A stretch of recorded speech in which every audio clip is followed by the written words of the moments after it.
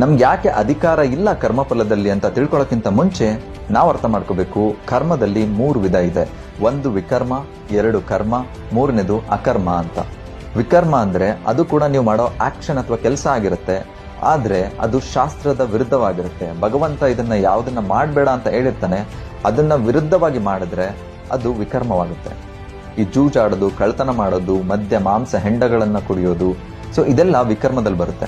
2ನೇದು ಬಂದು ಕರ್ಮ ಅಂತ.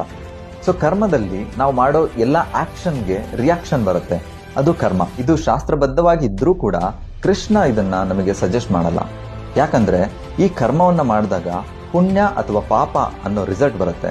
ಸೊ ಈ ಎರಡನ್ನೂ ಎಂಜಾಯ್ ಮಾಡ್ಲಿಕ್ಕೆ ನಾವು ಮತ್ತೆ ಬರ್ತ್ನ ತಗೋಬೇಕು, ಅಂದ್ರೆ ಮತ್ತೆ ಹುಟ್ಟಿ ಬರಬೇಕು. ಹೇಳ್ತೀವಲ್ಲ, ಪುನರಪಿ ಜನನಂ ಪುನರಪಿ ಮರಣಂ ಅಂತ. ಮತ್ತೆ ಹುಟ್ಟಬೇಕು, ಮತ್ತೆ ಸಾಯ್ಬೇಕು, ಮತ್ತೆ ಹುಟ್ಟಬೇಕು.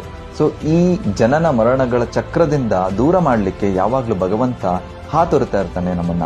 ಆದ್ರೆ ನಾವು ಈ ಕರ್ಮದ ದಾರಿಯಲ್ಲಿ ನಡೀತಾ ಇದ್ರೆ ಮತ್ತೆ ಈ ಪುನರಪಿ ಜನನಂ ಪುನರಪಿ ಮರಣಂ ಈ ಸೈಕಲ್ ನಲ್ಲೇ ಸಿಕ್ಕಾಕೊಳ್ತೀವಿ. ಅದಕ್ಕೆ ಭಗವಂತ ಈ ಮಾರ್ಗವನ್ನ ನಮಗೆ ಸಜೆಸ್ಟ್ ಮಾಡೋದಿಲ್ಲ. 3ನೇದು ಬಂದು ಅಕರ್ಮ ಅಂತ. ಅಕರ್ಮ ಅಂದ್ರೆ ನೀವು ಕರ್ಮವನ್ನ ಮಾಡ್ತೀರಾ, ನೀವು ಆಕ್ಷನ್ ಮಾಡ್ತೀರಾ, but there is no reaction. ನಾವೆಲ್ಲರೂ ಕೇಳಿರ್ಬೋದು Newton's third law, every action have equal and opposite reaction ಅಂತ.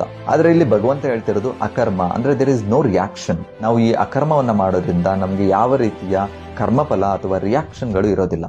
ಈ ಅಕರ್ಮವನ್ನ ಮಾಡೋದಾದ್ರೂ ಹೇಗೆ ಅಂತ ಅಂದ್ರೆ